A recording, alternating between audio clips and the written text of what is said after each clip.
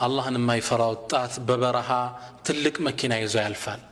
ሲያልፍ አንድ እንስሳ ሁለት እግሩን ወደ አስፋልት ዳር አድርጎ ተኝቷል።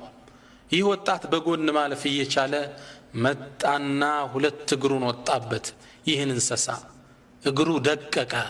እንዴት እንደሚጮህ ሰቡት። አላህ ግን ይህን ነገር እየተከታተለ ነበር። ይህን ወጣት አልተውም አላህ Subhanahu Wa Ta'ala።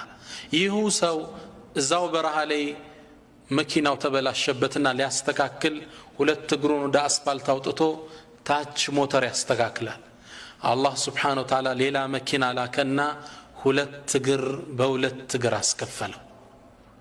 ወአዕመል ማ ሽእት የፈለከውን ስራ فإنك مجزي به تمندوال بالدنيا بآخرام والعذاب الآخرة أشد أبقى يزاد رقمو يبرتاني آخره وأحبب من شئت يفلك كون ودد أنت محمد فإنك مفارق تلي عيوال لجوجهن ودد بالبيتكن مدد እናትህን ሙደድ ጓደኞችህን ሙደድ ትነጣጣላቸዋል حديث رواه حاكم وصححه موت كمدّ